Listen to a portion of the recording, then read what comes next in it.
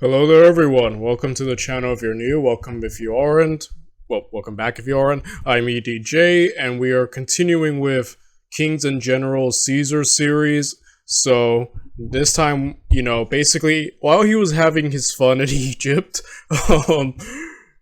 basically, the rest of Rome fell apart. Mark Antony wasn't good at governing, and the guy who was in charge of Spain wasn't good at governing, so now Caesar has to come and clean everything up. So we're going to be looking at the battles of Zela and Veni Vidi Vici. Vici? Yeah, either way. I came, I saw, and I conquered, right? The famous Julius Caesar quote. So let's just get to it. Let's watch him come. Wait, that sounded wrong. Let's watch him come. Let's watch him see, and let's watch him conquer. Oh boy. Oh boy, okay. Let's just get to it. I'm sorry. I need to get my mind out of the gutter. As always, the link is in the description down below.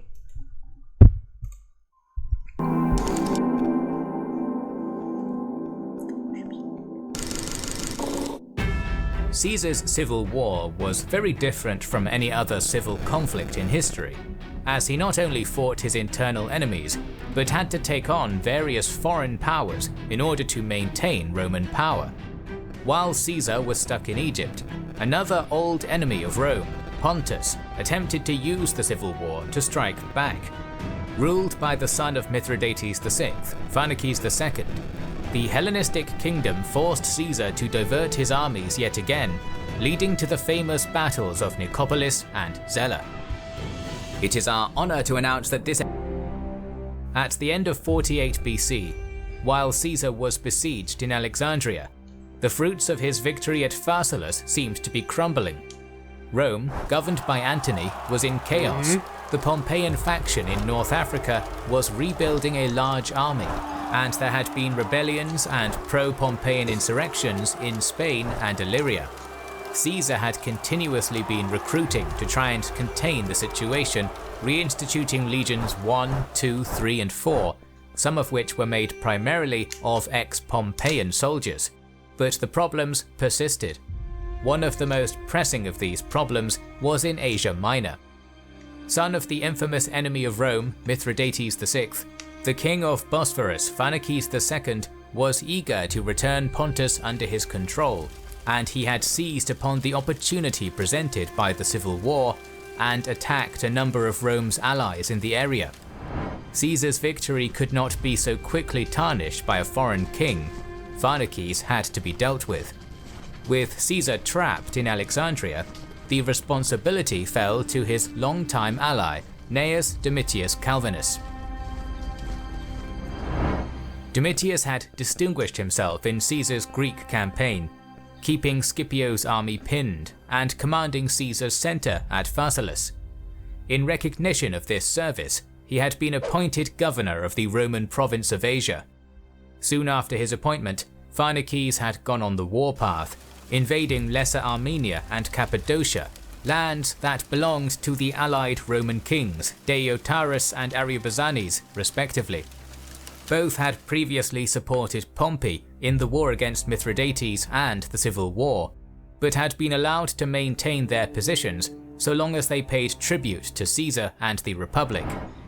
In late 48 BC, Deiotarus came to Domitius requesting Rome's assistance, arguing that he would not be able to pay his tribute if Pharnaces was victorious.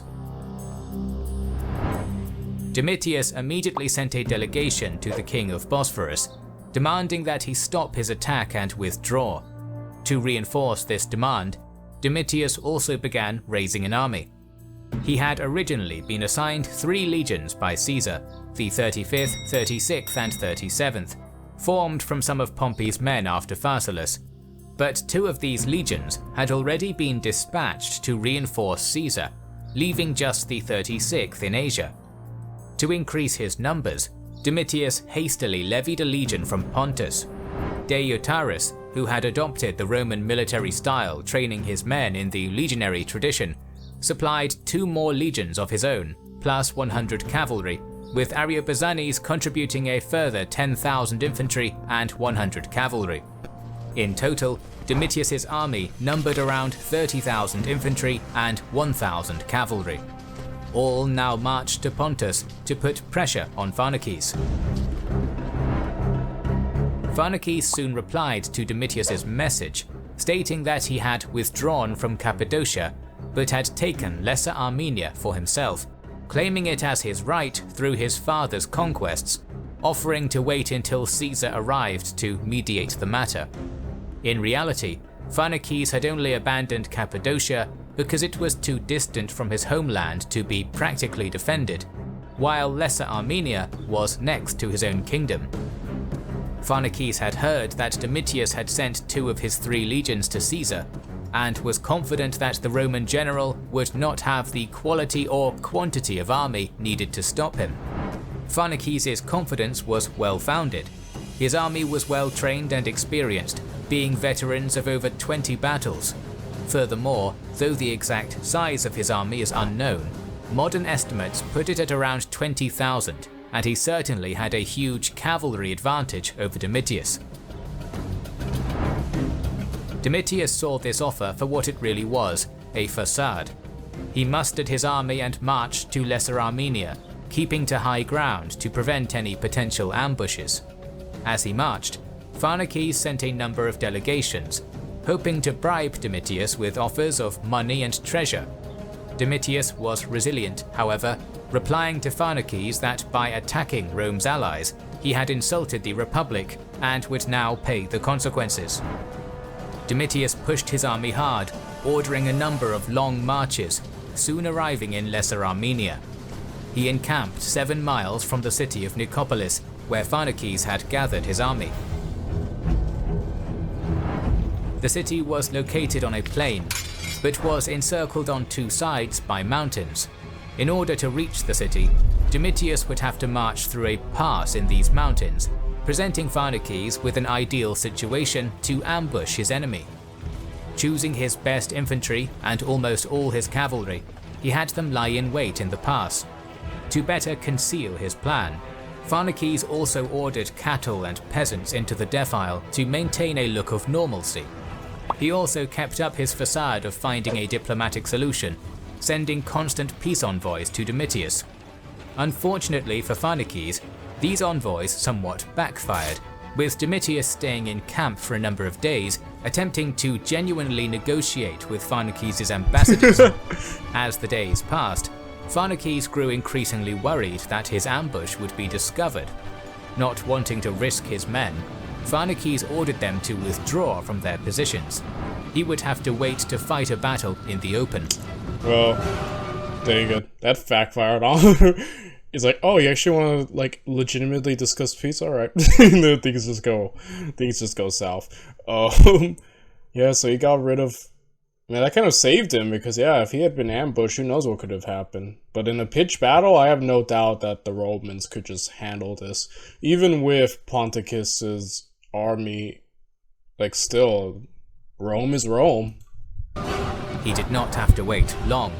Domitius saw that peace would be impossible, and marched his force closer to Nicopolis and began to fortify a second camp. As they began to encamp, Pharnaces' army poured out of the city and drew up for battle. Pharnaces knew that his cavalry was his greatest advantage, and that they would be wasted in the city, but the plains in front of the city would be ideal terrain for them. Hastily, Domitius completed his camp, drawing his army inside. It is probable that Domitius had originally planned to besiege Pharnaces inside Nicopolis, and so negate his cavalry advantage.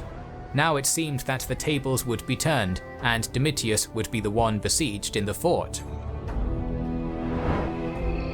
The following night, Pharnaces intercepted messengers from Caesar, telling Domitius of his situation in Alexandria and requesting immediate reinforcements. Seeing a golden opportunity, Pharnaces let these messengers go, sending them to Domitius. Domitius was now caught in a dilemma. On the one hand, he could keep his force inside the fort, which would better preserve his army, but would mean he would not be able to reinforce Caesar, possibly jeopardizing the whole Alexandrian campaign. On the other hand, He could leave the fort to try and force a quick battle against Pharnaces before rushing to Caesar, but would first have to fight in open terrain, where Pharnaces' cavalry would have an advantage. Pharnaces had put Domitius in a dangerous position. Seeking to capitalize on it, Pharnaces ordered 2 long trenches to be dug from the walls of Nicopolis to the front of his lines, each 4 feet deep. He placed his infantry between the 2 trenches in one unbroken line, with a further 3 lines of infantry each behind the center and flanks. His cavalry was put on the extreme flank outside of the trenches. Pharnaces had effectively constructed a funnel that would force a frontal attack and protect the flanks of his infantry, while still allowing his cavalry room to maneuver. It was a brilliant tactic and would be very difficult for Domitius's army to crack. Nevertheless, faced with the option of saving Caesar or preserving his army, Domitius chose Caesar and decamped for battle. He drew his force up in the triple axis, the 36th on the right, the rookie Pontic legion on the left, Deiotarus' legions in the center, and Ariobarzanes' men making up the back lines. Domitius gave the order and his army charged. The 36th, partly made of Pompeian veterans, fought brilliantly against the cavalry opposite them, forcing a way through to the walls of Nicopolis and even beginning to cross the trench, attacking Pharnaces' center. However, these were the only men in Domitius' army having any success. It is not entirely clear what happened to the Pontic legion, but it seems they tried to force a way through the cavalry on their wing, as the 36th had done, but had not been successful and were pushed into the trench, being attacked from 2 sides by cavalry and infantry. The center was even less successful. Deiotarus' legions and Ariobarzanes' men had put up little resistance, breaking soon after engaging Pharnaces' infantry. With the Roman left and center now broken, Pharnaces' army now started to surround the 36th Legion. Its experience proved invaluable, however. Forming a fighting circle called Orbis, with the highest ranking officers including Domitius in the center, the 36th cut their way out of the encirclement, fighting their way to nearby rocky hills. Given the difficult terrain, Pharnaces did not press them. It did not matter, as he was victorious. Wow. The Domitius was put in a tough situation, but man, yeah, he lost. Pharnaces, like, good start, and for the Romans on the, at least on that flank side, but yeah, they lost. Dang, dude. That was really smart with the trenches and stuff, like Pharnaces, right? Wait. It's Pharnaces, okay. Either way, he did really great. Obviously, he had the benefit of not fighting Caesar directly, but man, like, still beating the Romans is still quite an accomplishment, so good on him. 150 men, but Domitius' allies had suffered much more, Deiotarus' men alone losing around 5,000. The Pontic legion had also taken heavy casualties. Caesar says that a number of Roman nobles were killed in the battle, and it is likely that they were officers of the Pontic legion. Gathering the remnants of his army, Domitius retreated back to his province of Asia. Pharnaces immediately capitalized on his victory, seizing his father's old kingdom of Pontus, which Pompey had claimed for Rome. He stormed a number of Roman-held towns, putting many Roman citizens to death, castrating Roman boys, and plundering the treasuries. He would not be able to enjoy his victory for long, however. Roman Asia was probably saved by a revolt led by Pharnaces' son-in-law Asander, which drew Pharnaces north, postponing the invasion. Caesar, by now, had won the Battle of the Nile and had received word of Domitius' defeat. He was now en route to personally handle the situation. Yeah, okay, yeah, he's lost now. The moment Caesar comes, yeah, he's gonna... I don't doubt Caesar's about to murder this dude. Caesar arrived in Syria, spending a few days sorting out administrative problems in the province before leaving his kinsman Sextus Caesar in control and sailing to Cilicia. Here, he again spent a few days settling local problems before pushing on into Galatia, where he met Deiotarus. The latter was somewhat nervous of Caesar, as he had previously sided with Pompey. The king sought forgiveness, explaining that due to his position in the east, he had little choice but to support Pompey.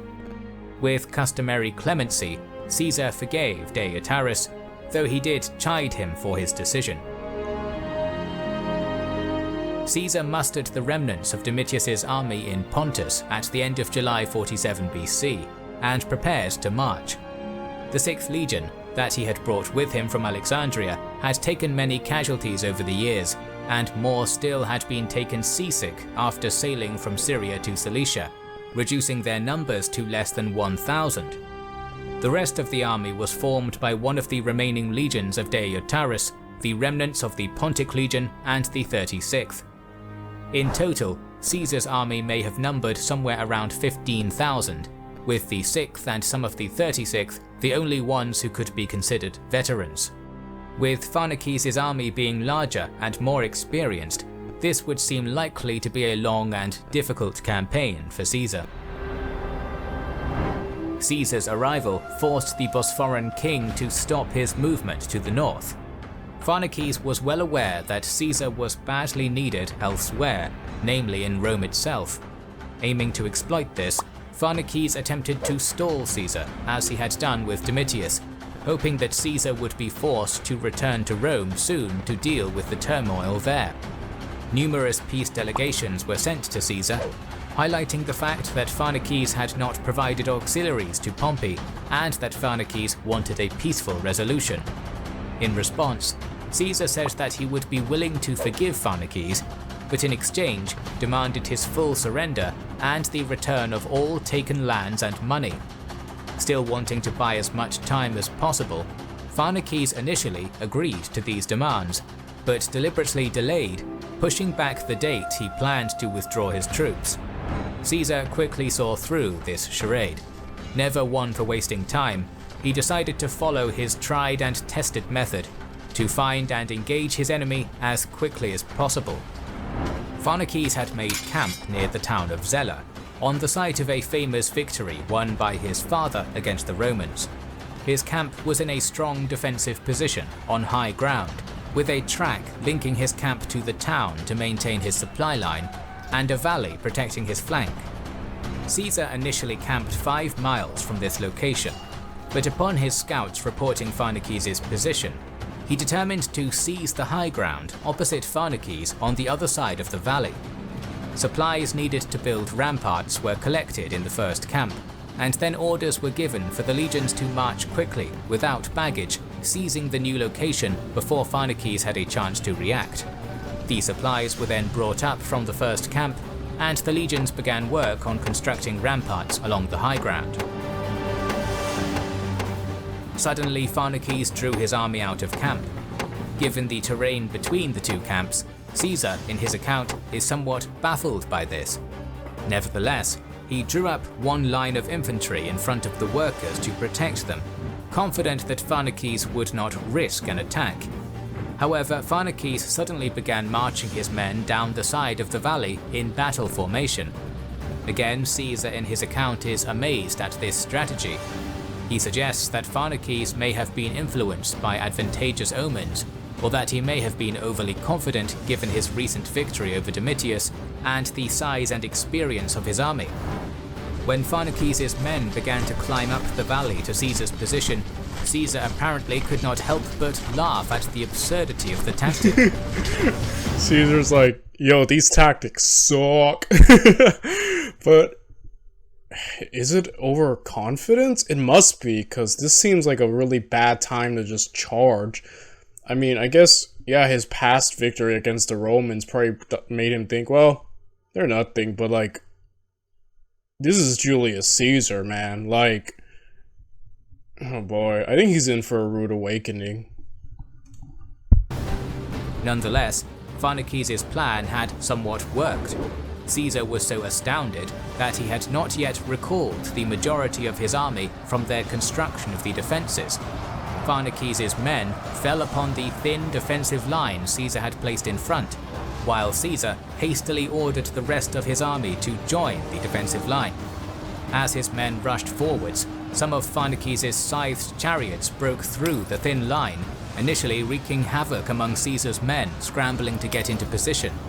As more of Caesar's men moved forward, however, these chariots found themselves under intense missile fire and were forced to retreat, Caesar's men finally forming a complete battle line, with the 6th on the right, the 36th on the left, and the Pontic and Deiotaryan legion in the centre.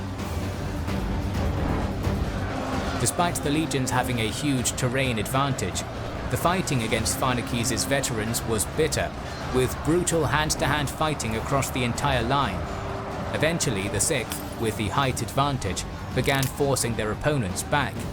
Pharnaces' line began to buckle, and soon the centre and left were also being forced down the slope. As Pharnaces' men attempted to retreat, many lost their footing, only to be crushed by their comrades with the legions bearing down upon them. Soon, Pharnaces' entire army broke, throwing aside their weapons. I like at the beginning of this fight, like Pharnaces' the main reason he did so well is because his plan was so dumb that Caesar was too busy laughing to fully fortify. Like, his stupidity shocked him so much that, like, Caesar, like, he got an advantage early on. Like, to me, that's like the funniest thing I've heard so far in this series. But yeah, the moment Caesar actually got serious, yeah, it was done. Weapons to try and more easily climb back up the valley to their camp. Caesar ordered his men to pursue, pushing up the hill and storming the camp, killing the few men Pharnaces had left to guard it. Almost all of Pharnaces' army had been killed or captured, though the king himself had managed to escape. Caesar had only taken light casualties. The campaign initially seemed that it could take months and numerous battles to complete. Indeed, the Mithridatic Wars that Rome had waged against Pharnaces' father had spanned 25 years, and Pompey had spent 3 years campaigning in Asia Minor and securing the region for Rome. Caesar's campaign had lasted just 5 days since he arrived in Pontus, with the entire enemy force defeated in a day. Dang. He really did just show up and conquer, didn't he? Though the victory was more a result of Pharnaces' rather baffling strategy than any brilliant generalship from Caesar, Caesar was never one to miss out on a propaganda opportunity. A simple message was spread through Rome, proclaiming Caesar's success. Veni Vidi Vici. I came, I saw, I conquered. After the battle, Pharnaces attempted to retreat to the north, but was chased by Domitius. With few options left, he had to abandon Sinope. Pharnaces then sailed to Bosphorus to raise another army, and even had some success before he was defeated and killed by Asander. In response to the events in Bosphorus, Caesar appointed Mithridates of Pergamum, who was invaluable during the campaign in Egypt, the king of Bosphorus. In the time Caesar had spent in Egypt and Asia Minor, the situation in Spain and Illyria had also improved.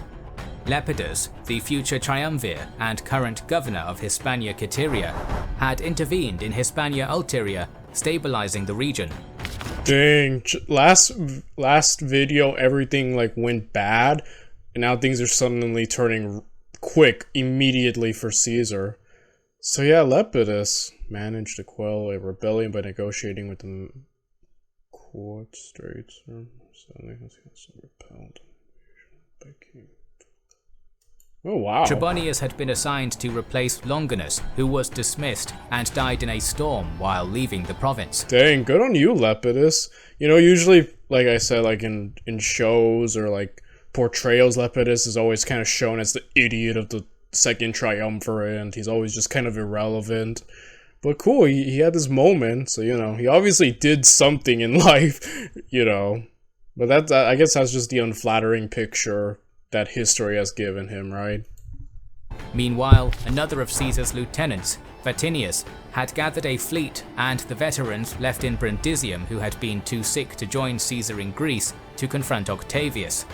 The veterans had proved their worth, winning a quick naval victory over Octavius, securing Illyricum, and forcing Octavius to retreat to North Africa. With these areas secured, Caesar could now begin to turn his attention to the last remaining threat, the Pompeian faction in North Africa. But firstly, he was needed in Rome. Antony's governance had been disastrous, and Caesar could not afford to embark on another campaign with Rome in turmoil. Caesar left the 36th and Pontic Legion in Asia Minor, ordering the 6th back to Italy, following them shortly afterwards. More videos on the Great Roman Civil War are on the way. So yeah, I guess he's done for now, and yeah, just another outstanding success. For a minute there, I was a bit worried. I was like, dang, you know, this dude defeated the Romans, but the moment Caesar shows up, it's like, okay, well, those fears were, everything just turns out better, right? Caesar just makes everything better just by being there. And yeah, another great epic line from him that is still remembered to this day. So overall, awesome. And I don't really have much else to add. I will be jumping forward. So till next time, everyone. Goodbye.